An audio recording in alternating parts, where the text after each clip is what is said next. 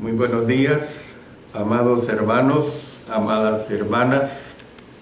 Muy buenos días también a aquellos que andan en busca de la verdad y que también este día del Señor sintonizan mi programa para escuchar palabra de Dios. Gracias doy a Él porque me permite el seguir disertando sobre ella. Vamos a pedir la dirección del Señor a través de la oración. Padre Celestial, una vez más estamos agradeciendo, en especial porque hoy es el día tuyo, el día nuestro también como iglesia, que te presentamos como adoración. Y como parte de esa adoración es el estudio de tu palabra. Gracias por ello. Permite que tu servidor sea guiado en todo por el Espíritu Santo. Que me des todas las facultades para presentar este mensaje. En el nombre de nuestro Señor Jesucristo. Amén. Amén. Bueno, estamos estudiando Génesis los días domingos y ahora estamos en Génesis 31. Yo he estado estudiando muy adelantado y casi ya he estudiado hasta el capítulo 50. Ya me sorprende todo lo que se dio en relación, como mencioné, el caso de Jacob en adelante. Estamos estudiando lo que corresponde cuando Jacob y su familia se apartan de Labán. Ya hemos visto la partida secreta de Jacob y hemos visto también, hemos visto primero cómo es que Dios le ordena partir a Jacob. Y en segundo lugar, hemos visto la partida secreta de Jacob. Ahora vamos a ver la persecución e investigación de Labán. Y esto está comprendido en los versículos 22 al 35. No voy a leer toda la porción, es un tanto larga. Yo me voy a ir refiriendo a cada uno de los versículos y, por supuesto, como siempre lo hago, le estaré dando la aplicación que corresponde. Bueno, comencemos con los versículos 22 y 23, donde dice: y al tercer día fue dicho a Labán que Jacob había huido. Entonces Labán tomó a sus parientes consigo y fue tras Jacob camino de 7 días y le alcanzó en el monte de Galaad. A mí me sorprende personalmente cómo es que este hombre era realmente perverso, hermano, porque se va a perseguir a Jacob. Y no se detiene, arma un séquito para seguirlo. Hasta 3 días después, Labán no se daba cuenta de que Jacob había huido. Cuando recibió la noticia de que su yerno se había ido, dice la Escritura que reunió a sus parientes. Evidentemente, que al reunir a sus parientes incluyó todo su clan para tener superioridad militar. Y por eso dice que fueron tras Jacob y su compañía camino de 7 días y le alcanzaron en el monte de Galaad. La frase fue tras, es la palabra hebrea radab. Por lo general se refiere a un hombre o grupo que persigue a otro con con el propósito de hacer guerra o de vengarse. Eso es lo que dice fue tras. Y vuelvo a explicar, es la palabra radab, que por lo general se refiere a un hombre o grupo que persigue a otro con el propósito de hacer guerra o vengarse. O sea, esa es la situación en la cual estaba Labán persiguiendo a Jacob. La frase también, camino de 7 días, plantea algunas dificultades, ya que la distancia de Harán a Galaad es de más de 560 kilómetros. Abarcar esta distancia en una semana habría requerido que Labán y sus hombres viajaran 80 kilómetros por día, un número que parece demasiado alto. Por lo tanto, 7 días podría ser simplemente una aproximación o un modismo para unos cuantos días. 80 kilómetros se los voy a calcular hablando de aquí de El Salvador. El kilómetro 0 está en el viejo San Salvador, donde antes en una esquina funcionó el Correo Nacional. Era famoso, yo tuve hasta apartado postal ahí. Ahí está el kilómetro 0. De ese kilómetro 0 hasta la ciudad de Chalchuapa, departamento de Santa Ana, hay 80 kilómetros. Usted, hermano y amigo salvadoreño, piense si puede caminar 80 kilómetros usted en un día, desde el kilómetro 0 hasta la ciudad de Chalchuapa. Yo lo hallo totalmente imposible, ¿verdad? Además, dice que les estaba mencionando que la distancia de Harán a Galaad es de más de 560 kilómetros. Ayer yo estuve investigando, y lo he hecho varias veces, pero ayer lo estuve corroborando, mejor dicho.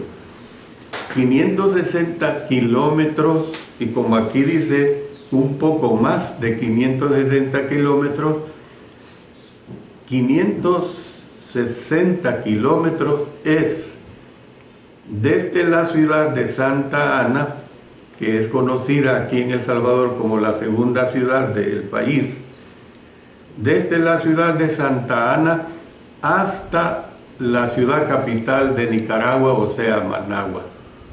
Hasta ahí son 564.5 kilómetros.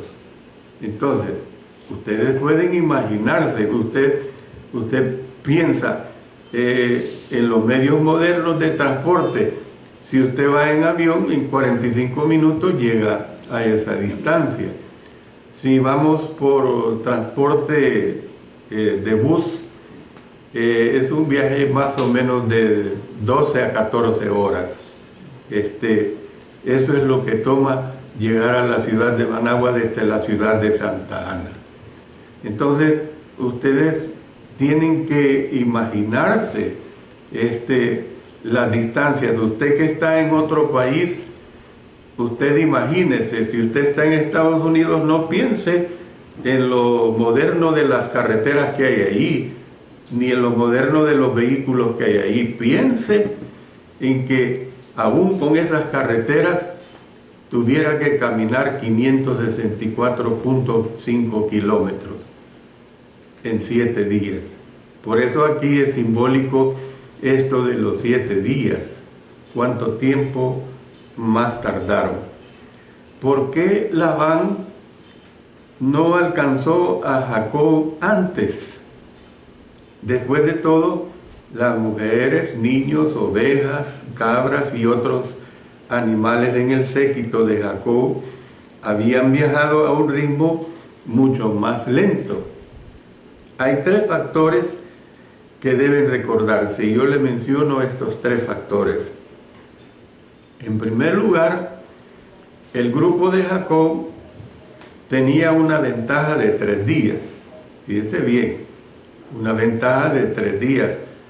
Usted, si multiplicáramos 3 por 80, 240 kilómetros, pero ya he hecho referencia de que es imposible recorrer en un día a pie, pues, 80 kilómetros. Bueno, en primer lugar, digo, el grupo de Jacob tenía una ventaja de 3 días. En segundo lugar, ya que estaban huyendo de Labán, porque ¿qué le tocaba a Jacob? Huir. Su gente viajó más rápido y guiaron a los animales más laboriosamente que en circunstancias normales. En tercer lugar, tras conocer la noticia de partida de Jacob, Labán probablemente necesitaba unos días para terminar de esquilar las ovejas. Acuérdense que la esquila era algo importante y además era algo que tenía que darse en esta época. ¿Ve? Entonces reunir a sus hombres, pues, y alistar suministros para el viaje. O sea, no era de agarrar lo que fuera del transporte que usaban. No menciono caballos porque parece que en esta época todavía, no sé, yo voy a ver una clase sobre eso. No estaba bien desarrollado esa industria de ese ganado. Tenían que estar preparados, pues, para hacer esos viajes. Versículo 24. Y vino Dios a Labán arameo en sueños aquella noche y le dijo: guárdate que no hables a Jacob descomedidamente. Es muy interesante esto. Durante la persecución de Jacob, Dios se le apareció a Labán arameo en sueños y le advirtió que no hablara a Jacob descomedidamente. Miren qué advertencia. ¿Qué hubiera pasado si Labán se hubiese sobrepasado en el trato para con Jacob? Yo les digo, se vería contra Dios, o se vería con Dios, porque Dios era quien, imagínense, Labán tan perverso tuvo el privilegio que Dios le hablara en un sueño, imagínense. Bueno, sabiendo que Labán planeaba luchar contra su yerno, el Señor le advirtió que no amenazara ni le hiciera daño a Jacob en ninguna manera. Miren qué claro. Al hacer esto, pues, Dios estaba cumpliendo la promesa que había hecho a Jacob en Betel de estar con él, de protegerlo y traerlo de regreso a salvo a la tierra de Canaán. Recordemos lo que le dijo en Génesis 28:15. He aquí, yo estoy contigo y te guardaré por donde quiera que fueres y volveré a traerte a esta tierra, porque no te dejaré hasta que haya hecho lo que te he dicho. Versículo 25. Alcanzó pues Labán a Jacob, y éste había fijado su tienda en el monte, y Labán acampó con sus parientes en el monte de Galaad. Después del largo viaje se da esto. Del mismo modo, pues, Labán y su séquito acamparon en el monte de Galaad. Ambas compañías fueron al oriente del río Jordán, y la descripción que se da aquí se refiere a dos alturas de montes en la misma región general, como era Mixpa y el monte Galaad. Entonces, los dos grupos opositores podían verse el uno al otro, de un monte a otro monte, o podría ser de una ciudad a un monte. Versículo 26. Y dijo Labán a Jacob: ¿qué has hecho? Que me engañaste y has traído a mis hijas como prisioneros de guerra. Mire, bien desvergonzado. Porque, ¿qué sucede cuando él le hace que trabaje 7 años por Raquel y no le da a Raquel, sino que le da a Lea? Con una actitud pues hostil, Labán se acercó a Jacob y comenzó a interrogarlo.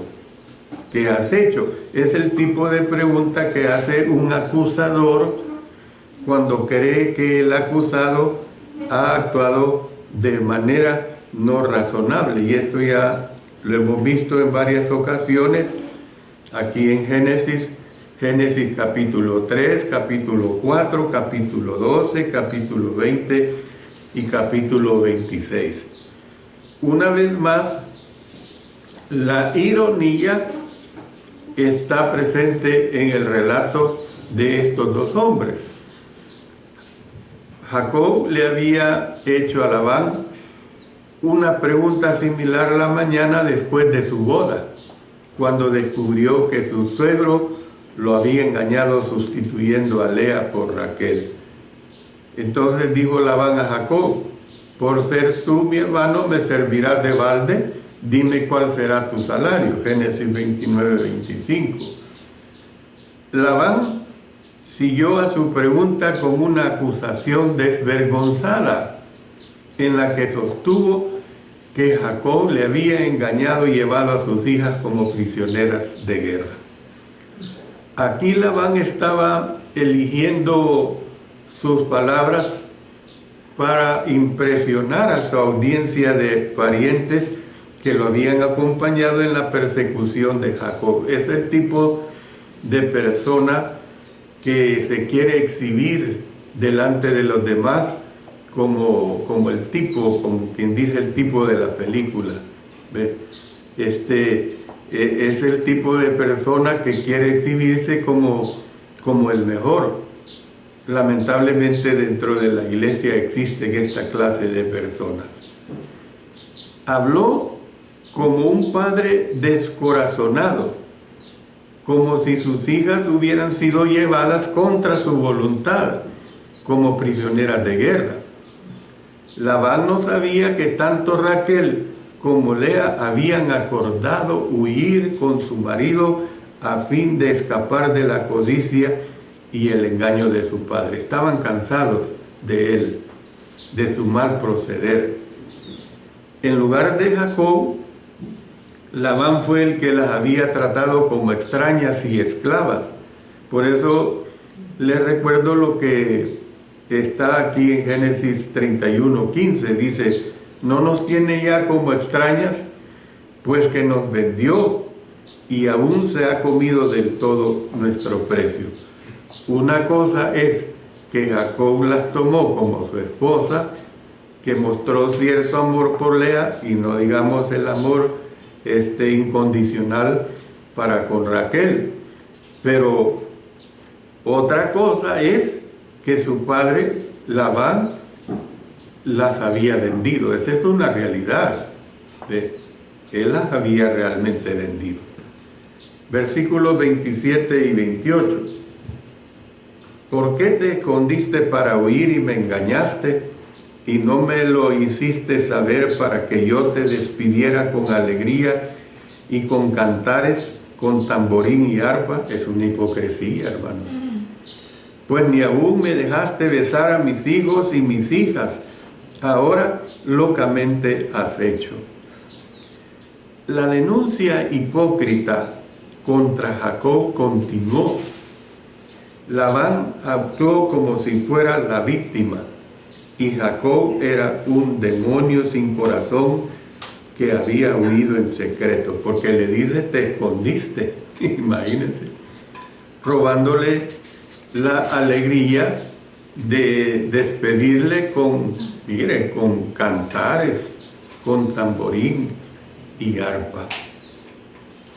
Hay que entender que Y esto lo aclaro porque no tenemos que agarrarnos de aquí para usar que bajo la adoración neotestamentaria la Iglesia de Cristo puede adorar con instrumentos musicales.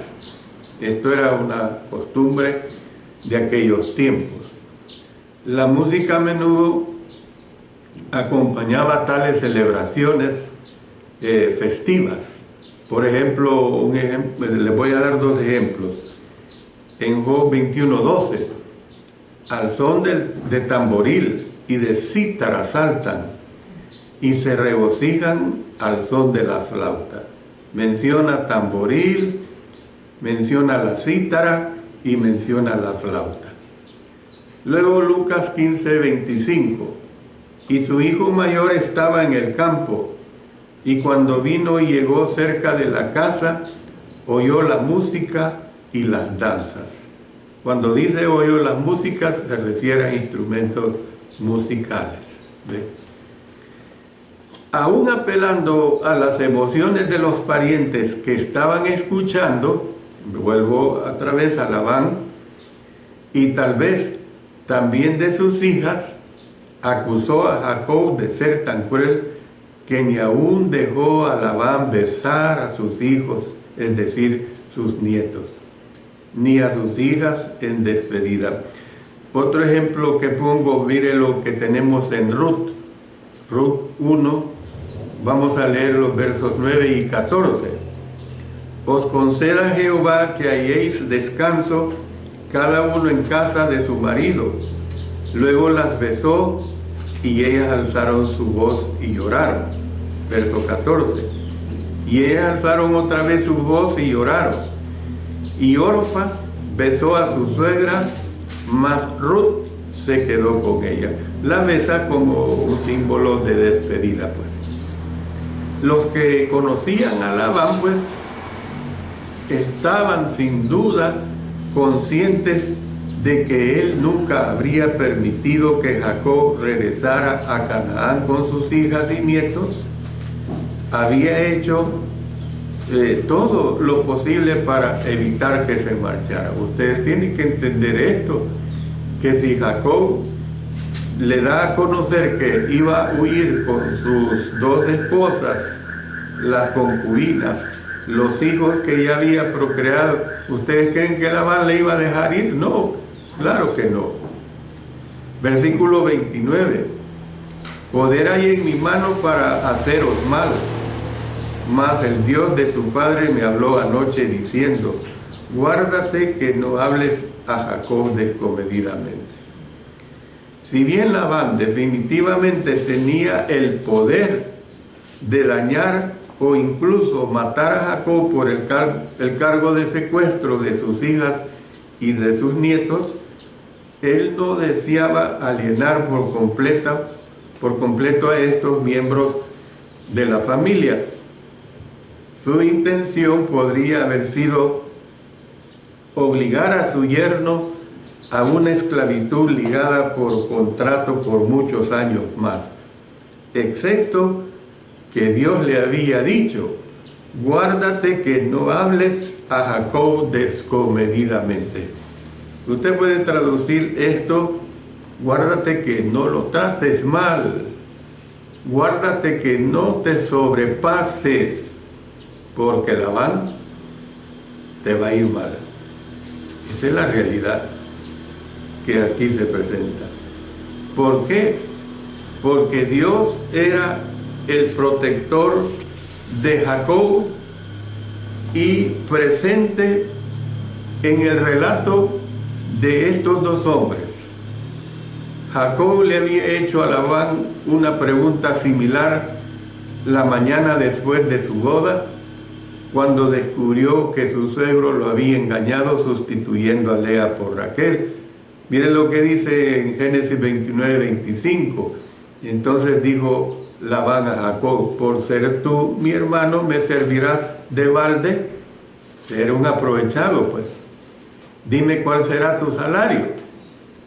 Labán, pues, siguió a su pregunta con una acusación desvergonzada en la que sostuvo que Jacob le había engañado y llevado a sus hijas como prisioneras de guerra. Aquí Labán estaba eligiendo sus palabras para impresionar a su audiencia de parientes que lo habían acompañado en la persecución de Jacob. Lo vuelvo a repetir eso porque es importante. Habló como un padre descorazonado, como un padre dolido, ¿ve?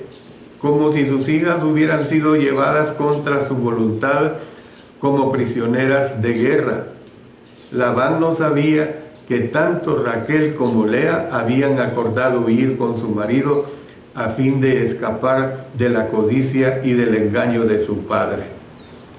En lugar de Jacob, Labán fue el que las había tratado como extrañas y esclavas.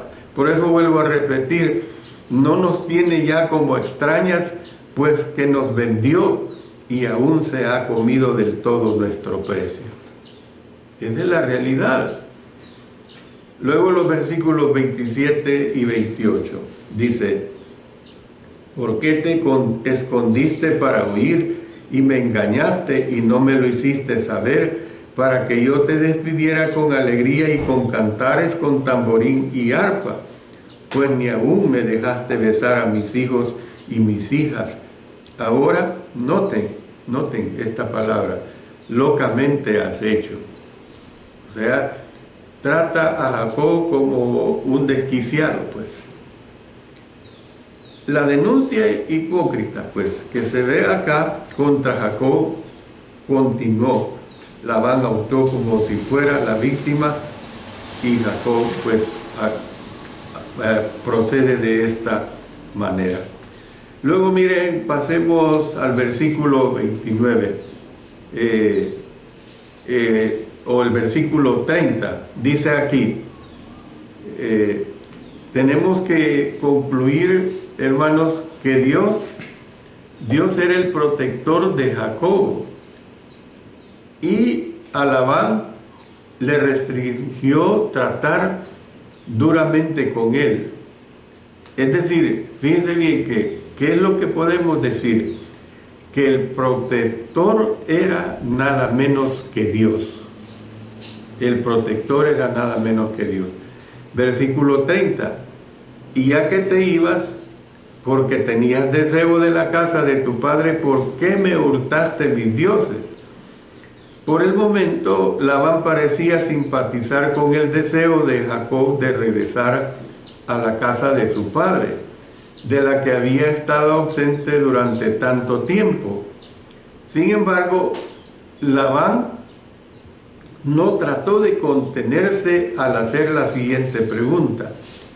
Su ira para con su yerno se derramó cuando exigió: ¿por qué me hurtaste mis dioses? Versículo 31. Respondió Jacob y dijo a Labán: porque tuve miedo, pues pensé que quizás me quitarías por fuerza tus hijas. Finalmente, pues, Jacob respondió las acusaciones de Labán. Admitió que había quebrantado la costumbre familiar al salir en secreto con toda su gente y posesiones. No obstante, dijo que así lo había decidido por temor que Labán le quitaría por fuerza a sus hijas.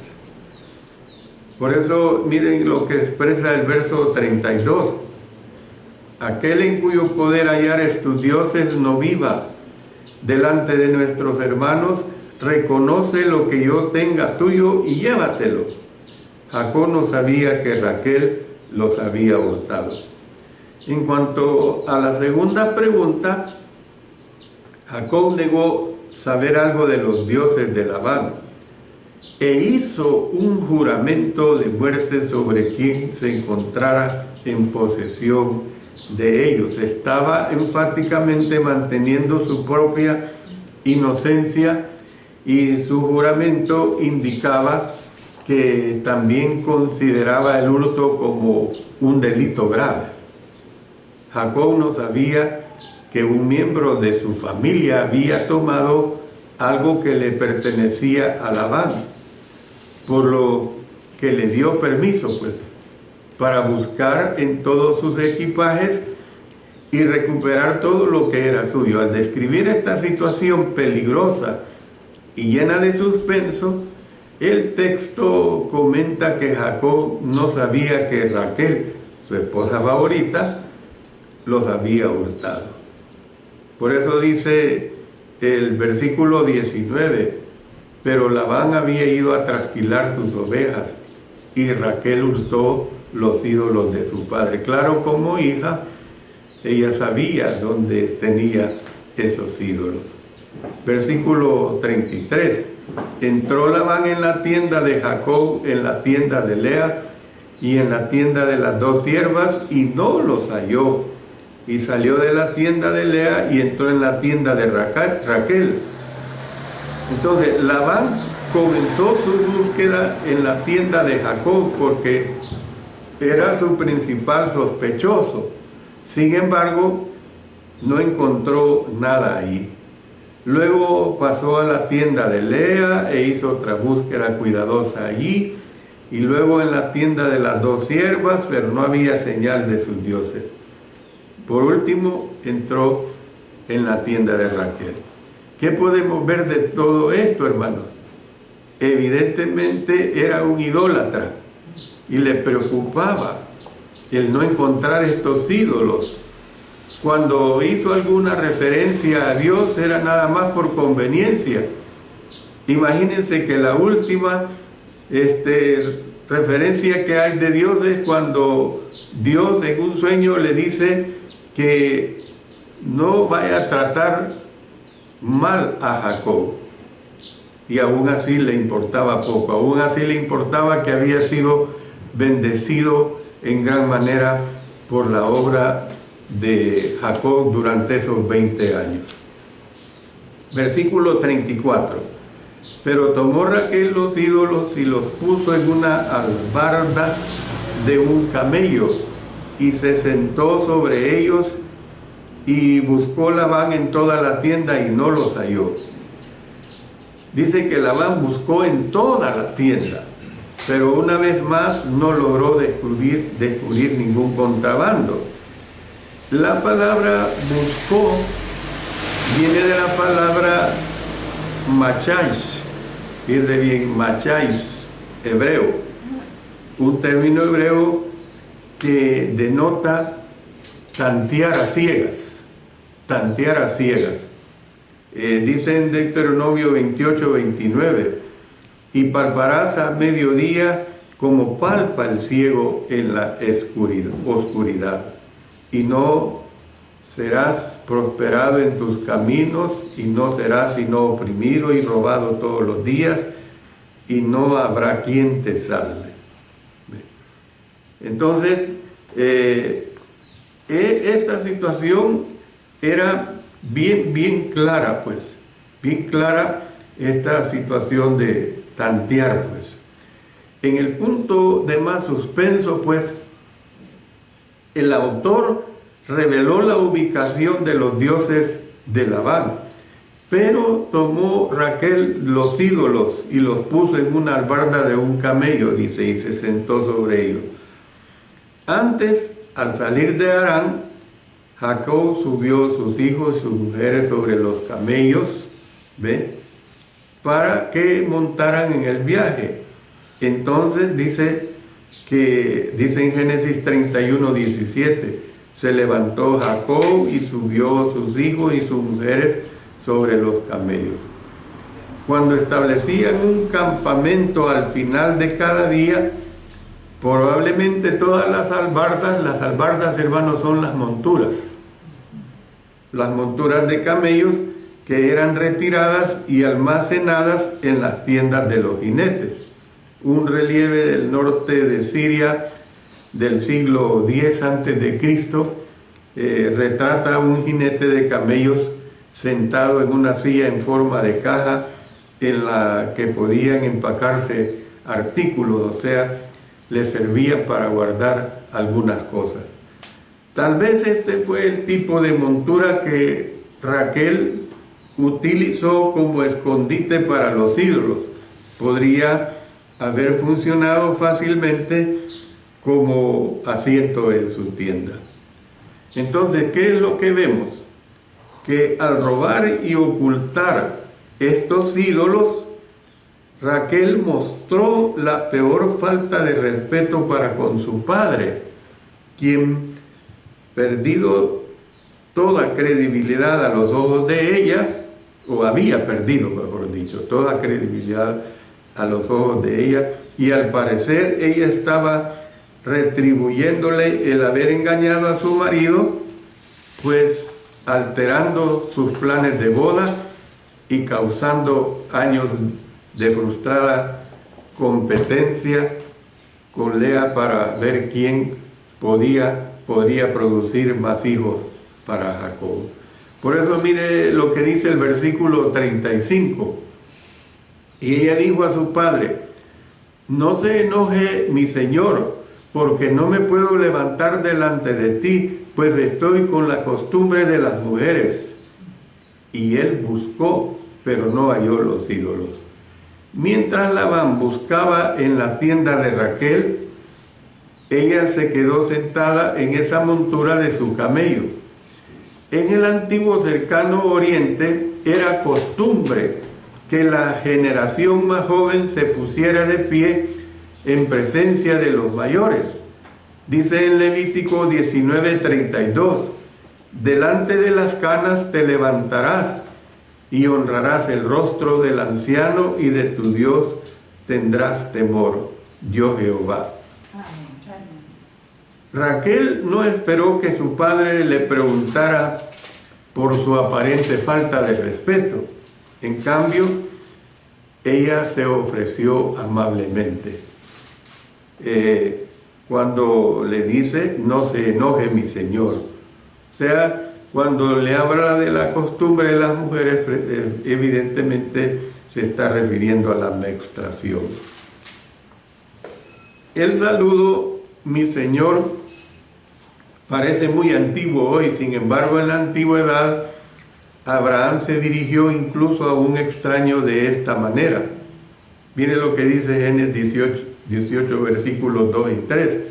Y alzó sus ojos y miró, y he aquí 3 varones que estaban junto a él, y cuando los vio, salió corriendo de la puerta de su tienda a recibirlos, y se postró en tierra, y dijo: Señor, si ahora he hallado gracia en tus ojos, te ruego que no pases de tu siervo.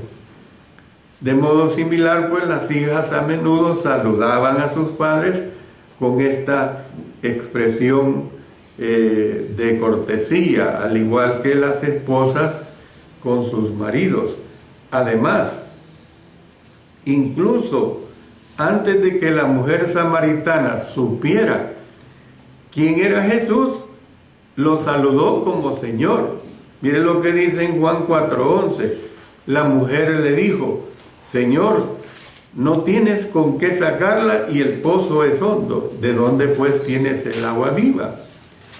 La palabra griega proviene de kurios, que puede tener el significado cordial de Señor. Y oiga, Señor en letra minúscula. Hay que entenderlo así, dependiendo del contexto, por supuesto. Evidentemente, cuando digo dependiendo del contexto, es que si se refiere al Padre o a Cristo, sabemos que la S al menos es letra mayúscula. Raquel también era ahora una engañadora. Hizo creer a su padre que era un momento inoportuno del mes para acercarse a ella. Más adelante, bajo la ley de Moisés, la mujer era considerada inmunda durante el tiempo de su flujo mensual. Cualquier persona que entraba en contacto con ella también era considerada inmunda. Mire lo que dice Levíticos 15:19. Cuando la mujer tuviere flujo de sangre y su flujo fuere en su cuerpo, 7 días estará apartada, y cualquiera que la tocare será inmundo hasta la noche. Puede que haya prevalecido una opinión similar desde los primeros tiempos, porque Labán aceptó su explicación sin más indagaciones. Si Raquel estaba diciendo la verdad, entonces puede que la montura junto con los ídolos también habrían sido considerados impuros, y esta era la realidad, porque mire lo que dice Levítico 15:20: todo aquello sobre que ella se acostare, mientras estuviere separada, será inmundo, también todo aquello sobre que se sentare será inmundo. Pero acordémonos y no dejemos de tener en mente que en este tiempo no estaba en vigencia la ley mosaica. Estas costumbres de los pueblos o de las naciones orientales, en cierto modo, son agradables porque son respetuosas. Yo una vez recuerdo, hace 10, 12 años quizás, que fui a un restaurante en California, y cuando yo iba entrando estaba el propietario, me imagino, o era el gerente, era de nacionalidad china, y cuando yo iba pasando a su lado, se agachó y me saludó así con la cabeza agachada y encorvó su cuerpo.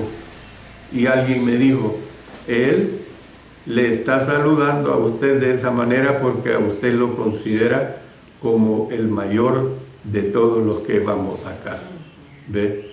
Y realmente me agradó esa situación. Yo quiero decirles, yo ya soy un hombre viejo. Mucha gente me dice: no, usted no está viejo, pero sí, ya pateo los 73 años. Bueno, paro acá en esta interesante clase. Yo creo que hemos visto muchos aspectos que son realmente bien notorios. Vamos a dejar la otra parte, donde vamos a ver ya la respuesta enojada de Jacob a su suegro. Como quien dice, reacciona Jacob. Lo vamos a ver en la hora del sermón. Oremos. Padre Celestial, gracias te damos porque tú nos permites estudiar tu palabra y obtener mucha ventaja de ella. Gracias por todo. En el nombre de nuestro Señor Jesucristo. Amén.